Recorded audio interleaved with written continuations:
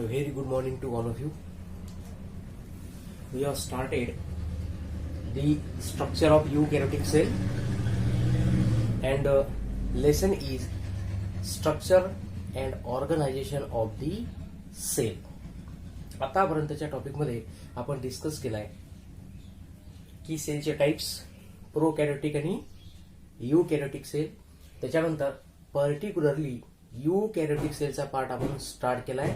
त्याच्यामध्ये स्टार्टिंगचे 2 point almostly we have completed and that is cell wall and the plasma membrane.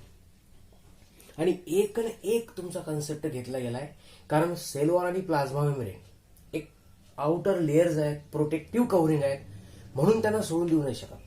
कारण त्यांचं सुद्धा स्वतःचं एक स्ट्रक्चर आहे, त्याचे काही कंपोजिशन आहे, त्याचे काही केमिकल्स असतील आणि नंतर आपण त्याचं मग फंक्शन स्टडी करतो. ठीक आहे. मग त्याच्यामध्ये सेल वॉलमध्ये आपण पाहिलं होतं का कोणकोणत्या प्रकारचे लेयर्स असतात. प्लांट सेल असेल तर त्याच्यामध्ये प्रायमरी सेल वॉल, मिडल लॅमेला आहे ना, सेकंडरी सेल वॉल, अशा पद्धतीचे लेयर असतात. प्लाझ्मा मेम्ब्रेनमध्ये त्याचं एक स्पेसिफिक कॅरेक्टर आपण डिस्कस केलं होतं. कोणतं तर सेमी परमिएबल नेचर. ठीक आहे. तर तुम्हाला जर एक्झाम मध्ये क्वेश्चन केला अबाउट फंक्शन है ना, what is the role of cell wall, अर्थात in case of the plant cell, animal मध्ये सेल वॉल ही टोटली ऍबसेंट असते, हे लक्षात ठेवायचं आहे तुम्हाला. कारण आपण यूकॅरियोटिक सेल स्टडी करून राहिलो, मग त्याचे एक्झाम्पल्स आहेत है ना. प्रोटिस्टा नावाचा ऑर्गॅनिझम आहे, त्याचे काही एक्झाम्पल्स येऊ शकतात. फंगस आहे, प्लांट आहे आणि एनिमल. तर याच्यापैकी सेल वॉल ही एनिमल किंगडम मध्ये टोटली ऍबसेंट राहील. हा मुद्दा क्लिअर झाला आपला. मग आता फंक्शन जर विचारले तर mainly cell wall we know that it is the rigid structure in case of the organism and it give protection to the eukaryotic cell. आता आपण त्या सेलचा विचार करून राहिलो. आपल्याला बॅक्टेरिया लक्षात ठेवायचं नाही आहे कारण ते आपण प्रोकॅरियोटिक मध्ये डिटेल पाहिलाय. त्यांचे कॅरेक्टरिस्टिक्स वेगळे आहेत. इथं थोडासा कन्सेप्टच बदलून जातो. ठीक आहे. प्रोटेक्शनचं काम तिथेही करते पण काही ना काही ऍक्टिव्हिटीज बदलतात सेल वॉलच्या. तर मेन फंक्शन असेल प्रोटेक्शन. त्याच्यानंतर it give proper shape to the cell. Plasma मेम्ब्रेनचं विचारलं तर it is the semi permeable membrane.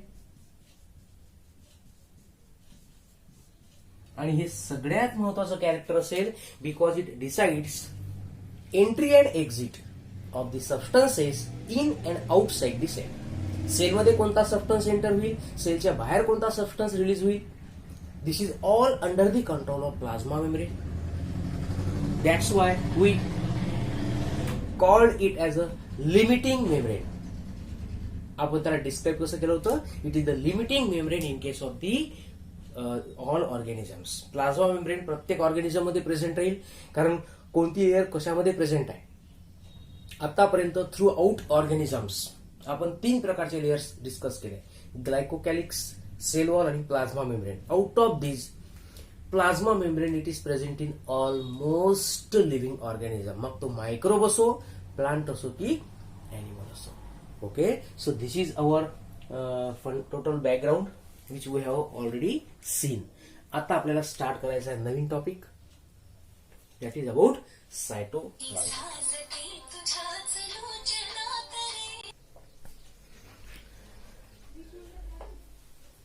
ठीक आहे. तर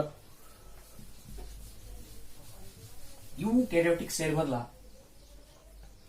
एक नंतरचा पार्ट आपल्याला स्टार्ट करायचा आहे, दॅट इज सायटोप्लाझम. आता पहा, याच्यामध्ये 2 शब्दांचं कॉम्बिनेशन दिलंय, that is here cyto means cell and the plasm means in simple word liquid. सुरुवातीला समजून घेण्याचा प्रयत्न करू साध्या लँग्वेजमध्ये की ऍक्च्युअली सायटोप्लाझम म्हणजे काय. ठीक आहे. आणि नंतर आपल्या टेक्स्टबुक प्रमाणे आपण त्याला स्टडी करू. तर प्रत्येक लिव्हिंग सेलमध्ये सेलच्या आतमध्ये एक लिक्विड मटेरियल प्रेझेंट राहते. पण शब्द वापरायचा पहा, वॉटर नाही, लिक्विड. याचा अर्थ त्याच्यामध्ये वॉटर पण असेल हॅव्हिंग डिझॉल्व सबस्टन्सेस, त्याच्यामध्ये बऱ्याचशा गोष्टी डिझॉल्व झालेल्या असतील, अँड इन कंबाईन, ते एकत्रितपणे आपण त्याला काय म्हणत असतो, cytoplasm. Liquid within the cell it is called as cytoplasm. पण ऍक्च्युली काय पहा, तर cytoplasm it is called ground substance, किंवा काही लोकांनी त्याला मॅट्रिक्स सुद्धा म्हटलं आहे. It is the matrix present within the cell. तसंही कोणत्याही लिव्हिंग ऑर्गॅनिझम मध्ये मॅक्सिमम म्हणजे वॉटर लेवलच जास्त राहते. आपल्या बॉडीचं जर एक्झाम्पल घेतलं तर complete body it is made up of nearly 75% of the water. आपल्या बॉडीतले ऑर्गन्स जरी आपण स्टडी केले तर त्याच्यामध्ये जास्तीत जास्त क्वांटिटी तुम्हाला पाण्याचीच स्टडी होईल. तर याचा अर्थ काय आहे की ज्या ठिकाणी केमिकल रिॲक्शन्स घडतात, ज्या ठिकाणी ऍक्टिव्हिटीज घडतात, त्या ठिकाणी लिक्विड पोर्शन हा असलाच पाहिजे. मग सेल जर पूर्ण बॉडीच्या ऍक्टिव्हिटीला कंट्रोल करतो, त्या सेलला आपण स्ट्रक्चरल आणि फंक्शनल युनिट म्हणतो, तर त्याच्यामध्ये सुद्धा असं काहीतरी मॅट्रिक्स असेल. लिक्विड आहे, सॉलिड आहे, त्याच्यामध्ये एक मिक्सचर आहे ज्याच्यामध्ये केमिकल रिॲक्शन्स घडतात. That's why it is called as the ground substance of the cell. ठीक आहे, तर ग्राउंड सबस्टन्स लक्षात आला अर्थ काय, एक असा एरिया ज्या ठिकाणी केमिकल रिॲक्शन्स घडू शकतात. आणि म्हणून तर आपल्या एनसीईआरटी मध्ये त्यांनी एक शब्द वापरला पहा की cytoplasm it is the main arena of cellular activities. What is mean bye main arena? या एरेनाचा अर्थ काय होतो माहिती आहे काय, साध्या भाषेत एक आखाडा जो असतो, ज्या ठिकाणी काय होते, कुस्ती खेळली जाते. आता इथे कुस्ती कोण खेळणार आहे, केमिकल्स. कारण सायटोप्लाझम मध्ये केमिकल्स प्रेझेंट राहतात. पहा कंपोजिशन जर आपण पाहिलं सायटोप्लाझमचं, तर it is made up of inorganic and organic substances किंवा केमिकल पण म्हणू शकता. ठीक आहे, एक्झाम्पल जर घेतो म्हटलं तर याच्यामध्ये असतात sugars, then amino acids, vitamins, minerals, waste enzymes आहे, हार्मोन्स पण असू शकतात, त्याच्यानंतर nucleotides and some waste, etc. So this is the composition of the cytoplasm. Cellular activity म्हणजे काय, सिम्पली केमिकल रिॲक्शन. मग एक केमिकल रिॲक्शन घडण्याकरता ज्या ज्या गोष्टींची आवश्यकता असेल, ज्या ज्या केमिकलची आवश्यकता असेल, all that chemicals are present within the cytoplasm. आणि इथंच ऍक्टिव्हिटी घडतात, इथंच रिॲक्शन घडतात. म्हणून त्यांनी शब्द वापरला की cytoplasm is the main arena of the cellular activity. जर तुम्हाला साइट ऑफ केमिकल रिॲक्शन विचारली, which is the site of chemical reaction, अर्थात विद इन दी सेल जर विचारलं तर तुम्हाला आन्सर लिहावं लागेल कोणतं, cytoplasm. Okay, so this is the introductory part about the cytoplasm. जर आता आपण याच्या डिटेलमध्ये जर गेलो तर एक तर हा एक लिक्विड पोर्शन आहे मॅट्रिक्स. ठीक आहे, आणि याची एक प्रॉपर्टी तुम्हाला लक्षात ठेवायची आहे की the cytoplasm of the cell it is not static. स्टॅटिकचा अर्थ तो स्थिर असणं, म्हणजे हा जो लिक्विड पोर्शन आहे हा एका ठिकाणी स्थिर झालेला नाहीये. याचा अर्थ हे कसं आहे, इट इज मुव्हेबल. याच्यामध्ये एक पर्टिक्युलर एक विशिष्ट पद्धतीची मुवमेंट असते. पहा कंटिन्युअस हे लिक्विड फिरत राहते सेलमध्ये. तर ही जी मुवमेंट आहे याच्यामधली, that movement is called as streaming movement और it is known as cyclosis. एक तर आपण युकॅरियोटिक सेल पाहून राहिलो आणि त्या सेलमध्ये एक त्याचा कंट्रोलिंग सेंटर असेल ज्याला आपण न्यूक्लियस म्हणतो, त्याला जेनेटिक मटेरियल असेल, डीएनए असेल, आणि बाकीच्या सायटोप्लाझम मध्ये सेल ऑर्गॅनिल्स असतात. आपण हा मुद्दा याच्या अगोदर काढला होता का ऑर्गॅनिल्स म्हणजे काय, लिटल ऑर्गन, जो टॉपिक आपला नेक्स्ट आहे, आताच बघू आपण. मग वेगवेगळ्या ऑर्गॅनिलला फंक्शन्स करायचे, सगळं मायटोकॉन्ड्रिया त्याला एनर्जी प्रोव्हाइड करायची आहे, व्हॅक्युलला फूड स्टोअर करायचं आहे, ते प्रत्येक ऑर्गॅनिलमध्ये एक्सचेंज घडत राहते है ना, मटेरियलचं, सेल्युलर मटेरियलचं, एखादा केमिकल असेल, एखादा सबस्टन्स असेल. तर म्हणून सायटोप्लाझममध्ये ही जी मुवमेंट आहे, स्ट्रीमिंग मुवमेंट किंवा cyclosis, continuous flow of the cytoplasm. याचा उद्देश काय की वेगवेगळ्या स्ट्रक्चरला फूड मटेरियल म्हणा, काही आवश्यक सबस्टन्सेस असतील त्याला प्रोव्हाइड करणं. ठीक आहे. So this is about the cytoplasm. आता पाहायचं आहे आपल्याला या सायटोप्लाझमचा सगळ्यात महत्वाचा part, that is the cell organelle.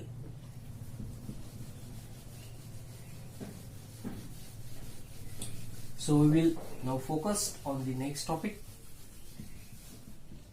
that is the cell organelle. हा पॉइंट जर तुम्हाला समजला तर तुमच्या ऍक्च्युअल मध्ये लक्षात येऊन जाईल का लिव्हिंग ऑर्गॅनिझम मध्ये एखादी ऍक्टिव्हिटी घडते म्हणजे काय घडते. आता जर मी या ठिकाणी मुवमेंट करून राहिलो, टॉकिंग हा एक पर्टिक्युलर फंक्शन झालं, पण नुसतं बोलून नाही राहिलो, तर बोलता बोलता माझ्या बॉडीमध्ये किती साऱ्या मुवमेंट्स घेऊन राहिल्या. फोरलिम्बची मुवमेंट होऊन राहिली, लिप्सची मुवमेंट होऊन राहिली, टंग आहे, जॉज आहे, किती साऱ्या बॉडीची मुवमेंट मला करायला लागून राहिली. मग ऍक्च्युली ही मुवमेंट म्हणजे एक ऍक्टिव्हिटी झाली.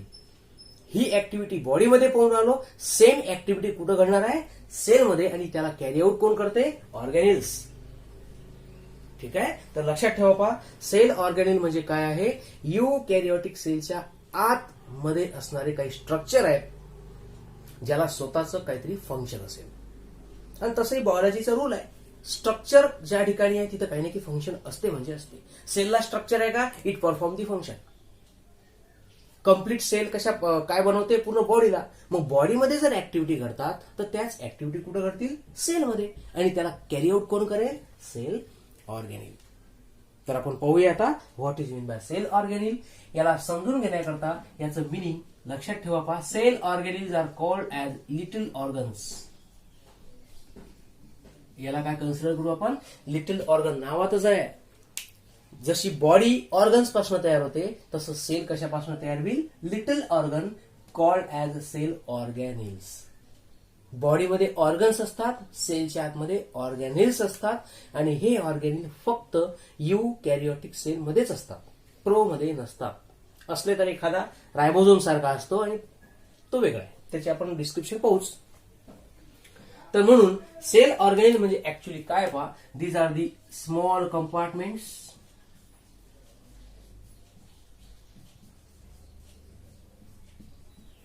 within the cell. या डायग्राम वरून जर तुमच्या लक्षात येत असेल का, ऍक्च्युली न्यूक्लियसचा पार्ट पहा आणि त्याच्या आजूबाजूचे जे स्ट्रक्चर तुम्हाला दिसतात, दीज आर ऑल ऑर्गॅनिल. आणि प्रत्येक कसा एक छोटासा कंपार्टमेंट आहे. So small compartment within this sale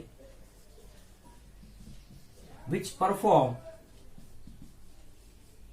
specific function are called as cell organelles. ठीक आहे. आपण त्याला लिटिल ऑर्गन सुद्धा कन्सिडर केलं. आता या सेल ऑर्गॅनिलचं काय करायचं पहा, complete cell organelles are divided into 3 groups. है ना, कोणत्याही कॉम्प्लेक्स गोष्टीला स्टडी करण्याकरता आपण त्याला क्लासिफाय करतो, त्याला वेगवेगळ्या पार्टमध्ये डिवाइड करत असतो. ठीक आहे. So complete cell it is made up of 3 types of organelles. त्यातला पहिला सेक्शन आहे डबल मेम्ब्रेन बाउंड ऑर्गॅनिल्स, किंवा यालाच मी नाव देत असतो पहा, सेमी ऑटोनॉमस ऑर्गॅनिल्स. हे काय आहे हे आपण डिटेलमध्ये पाहणारच आहे. तुम्ही सध्या त्याचं एक लक्षात ठेवा, क्लासिफिकेशन कसं केलं. सेकंड पार्ट पाहू आपण, युनिट मेम्ब्रेन बाउंड ऑर्गॅनिल्स.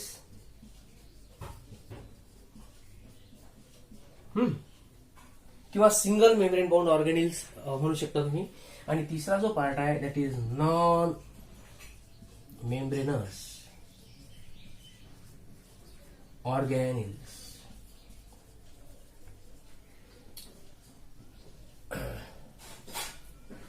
याच्यामध्ये तुम्हाला स्पेशल पार्ट स्टडी करण्यात येईल पहा युनिट मेम्ब्रेन ऑर्गेनिल मध्ये, दॅट इज एंडो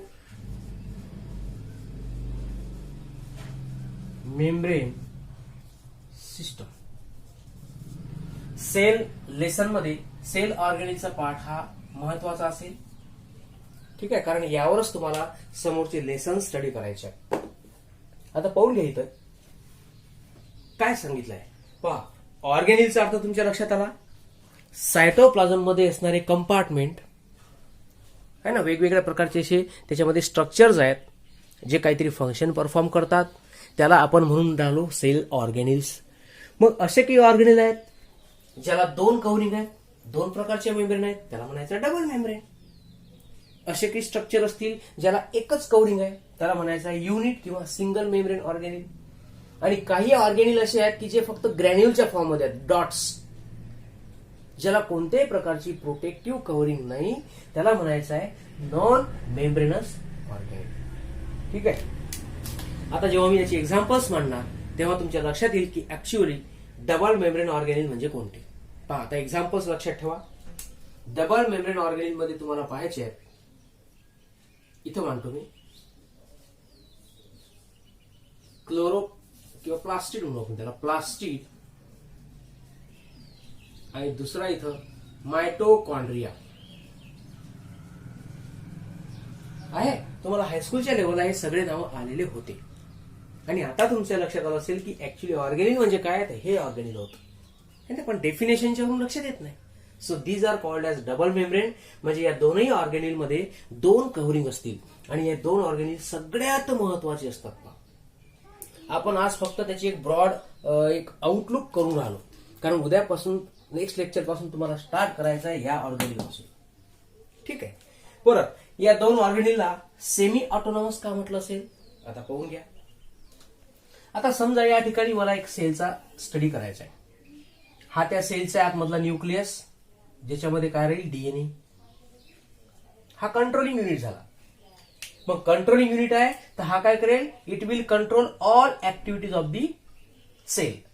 पण या सेलमध्ये असे काही ऑर्गेनिल्स आहेत विद्यार्थी मित्रांनो, हे दोन. आता हे काय आहे हे नंतर पाहू, पण आहेत हे ना सध्यापुरतं. असे ऑर्गेनिल्स आहेत दोन जे स्वतःच्या ऍक्टिव्हिटी स्वतःच परफॉर्म करतात, है ना. म्हणजे ऍटलिस्ट 50% ऍक्टिव्हिटी, काही ऍक्टिव्हिटी स्वतःच्या स्वतःहून करतात, कोणावर डिपेंड नाही आहेत, न्यूक्लियसवर. म्हणजे इंडिपेंडंट आहेत, म्हणजे स्वतः काम करतात है ना. They are autonomic activities. So such organelles are called as semi autonomous. Autonomous म्हणजे स्वयंचलित, स्वतःहून काम करणारे. ऍक्च्युली पूर्ण सेलला कोण कंट्रोल करायला पाहिजे, न्यूक्लियसनं. अरे पण हे न्यूक्लियसवर डायरेक्टली डिपेंड नाही आहेत, म्हणजे ते स्वतःवर डिपेंड आहेत. So they are semi autonomous. काही प्रमाणात स्वतः ऍक्टिव्हिटी करतात.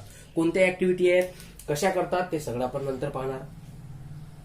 त्याच्यानंतर आपण पाहू युनिट मेम्ब्रेन. आता याच्यात एक्झाम्पल कोणते येतात पहा. मला बोर्ड दिसून राहिलं क्लिअर, इथं वाढवू आपण. या युनिट मेम्ब्रेनचे एक्झाम्पल आपण इथं मांडून राहिलो. ER Golgi complex, lysosomes, vacuoles. अजून संपले नाही, त्याच्यात बरेच आहेत. पर ऑक्सिझोम्स. त्याच्यानंतर आणि नॉन मेम्ब्रेनस मध्ये येते रायबोझोम्स आणि सेंट्रिओल्स. पाहता ER एंडोप्लाझ्मिक रेटिक्युलम, हे आपण डिटेलमध्ये पाहू तेव्हा डिस्क्रिप्शन करेल. गोल्गी कॉम्प्लेक्स, लायसोझोम, व्हॅक्युअल, या प्रत्येक ऑर्गेनिलला एकच मेम्ब्रेन आहे. That's why they are called as a single or unit membrane bound organelle. आता हे जे चार ऑर्गेनिल पाय महत्वाचे, हे चारही कसे करतात, दे आर वर्क टुगेदर. एक ऑर्गेनिलचं फंक्शन दुसऱ्यावर डिपेंड राहते, दुसऱ्याचं फंक्शन पहिल्यावर डिपेंड असते, पहिल्यापासून दुसरा तयार होतो, दुसऱ्यापासून तिसरा तयार होतो. म्हणजे हे जे चार ऑर्गेनिल्स आहेत महत्वाचे, they are working in coordination. त्यांचं एक एका ग्रुपनं टुगेदरली काम करतात ते. म्हणून काय म्हटलंय पहा, these 4 organelles make endo membrane system. एकतर प्रत्येक ऑर्गेनिलला स्वतःची कव्हरिंग आहे, त्याला म्हटलंय मी मेम्ब्रेन. तर याच्या मेम्ब्रेन पासून हे तयार होते, याच्यापासून हे तयार होते, याच्यापासून हे तयार होते. कसं तयार होते, काय तयार होते, त्याचं काय आपल्याला फंक्शन आहे, त्याचा सेलला काय फायदा आहे, हे सगळं आपल्याला नेक्स्ट लेसन मध्ये पाहायचं आहे. सध्या फक्त एक ब्रॉड लेवलला त्याची आयडिया लक्षात घ्या की ही काय भानगड आहे. आपल्या बॉडीतले जे ऑर्गन्स आहेत मित्रांनो, जर तुम्हाला ह्या गोष्टी किचकट वाटल्या तर आपण एक्झाम्पल दुसरं देऊ शकतो. ह्युमन बॉडी कन्सिडर करा. पूर्ण बॉडीला कंट्रोल करणारा ऑर्गेनिल कोणता आहे, ऑर्गन कोणता आहे, ब्रेन. ठीक आहे, आता ते सेल चालू आहे त्याच्यामुळे ऑर्गेनिल डोक्यात बसलाय. असो, ब्रेन हा एक मास्टर कंट्रोलिंग ऑर्गन असेल. बाकीचे ऑर्गन्स हार्ट आहे, लंग्स आहे, किडनी आहे ना, ऍब्डॉमिन, त्याच्यामध्ये स्टमक, डायजेस्टिव्ह पार्ट्स असतील वगैरे वगैरे. तर या सगळ्या ऑर्गनचे फंक्शन एकमेकाशी रिलेटेड आहेत. एक ऑर्गन दुसऱ्या ऑर्गनला सिग्नल देऊ शकतो. किडनीचं फंक्शन जर डिस्टर्ब झालं, इम्बॅलन्स, ते सिग्नल ब्रेनला पाठवते. म्हणजे मला हे सांगायचं आहे की पूर्ण बॉडीतले ऑर्गनचं फंक्शन कसं आहे, कोऑर्डिनेशन मध्ये चालते. एक ऑर्गन दुसऱ्या ऑर्गनला सिग्नल देतो, त्याच्यानुसार त्या ऑर्गनची ऍक्टिव्हिटी घडत असेल. फूड मटेरियल आपण कन्झ्युम करतो, ते कसं आहे, ऍसिडिक आहे का, बेसिक आहे का, त्याच्यानुसार आपली बॉडी स्वतःहून एन्झाईम्स तयार करते, त्याला ब्रेकडाऊन करते, त्याला पचवते, एनर्जी प्रोड्यूस करते. ठीक आहे, म्हणजे पूर्ण बॉडीतले ऑर्गन्स एकमेकाशी कनेक्टेड आहेत, दे आर वर्किंग टुगेदर. याला म्हणतात कोऑर्डिनेशन. तर असंच सेलमध्ये वेगवेगळे स्ट्रक्चरचं फंक्शन एकमेकाशी कनेक्टेड असेल, त्याला म्हणतात दे आर वर्किंग टुगेदर. म्हणून त्या सिस्टमला म्हणतात एंडो मेम्ब्रेन सिस्टम. आणि हे सगळ्यामध्ये नसते, हे विशिष्ट ऑर्गेनिल मध्येच आहे आणि ते हे 4 आहेत. कसे काय बनतात एकमेकापासून ते आपण पाहणारच आहोत. आणि लास्ट राहील तुमचा टॉपिक नॉन मेम्ब्रेनस ऑर्गेनिल. आणि याचं एकदम सिंपल मिनिंग आहे, द ऑर्गेनिल विदाउट मेम्ब्रेन. कोणत्याही प्रकारची कव्हरिंग नाही आहे. आणि जे एक्झाम्पल्स आहेत 2, एका रायबोझोम, एका सेंट्रिओल. ठीक आहे, आता या सगळ्या ऑर्गेनिल मध्ये एक न्यूक्लियस नावाचा ऑर्गेनिल आहे. कोणता, न्यूक्लियस. हा आपण स्पेशल पाहणार आहोत. यालाही 2 मेम्ब्रेन आहेत, पण तुम्ही याच्यात नाही टाकला कारण तो सेमी ऑटोनॉमस मध्ये नाही आहे. तो ऑर्गेनिल जो आहे, it is the controlling, it is the master, it is the centre. पूर्ण सेलला कंट्रोल करणारा कोण आहे, न्यूक्लियस. त्याला कंट्रोलिंग सेंटर म्हणतात. म्हणजे तो एका विशिष्ट ग्रुपमध्ये येतो. ठीक आहे, तर अशा पद्धतीने तुम्हाला किती ऑर्गेनिल्स पाहायचे आहेत, 1 2 3 4 5 6 7 8 9 and 10. 10 ऑर्गेनिल्स पाहायचे आहेत. तेव्हा कधी कंप्लीट सेलचा स्टडी केला जाईल. मग त्यातले प्लांटमध्ये कोणकोणते ऑर्गेनिल असतात, अॅनिमलमध्ये कोणकोणते असतात, हे सगळं आपण नंतर डिस्कस करू. ठीक आहे, so this is sufficient for the today. Cytoplasm काय आहे त्याचं इंट्रोडक्शन पाहिलं, त्याचं कंपोजिशन पाहिलं आणि त्याच्यामध्ये असणारे ऑर्गॅनिल्सचं introduction. Okay, so thank you. We will study the remaining part on the next lesson.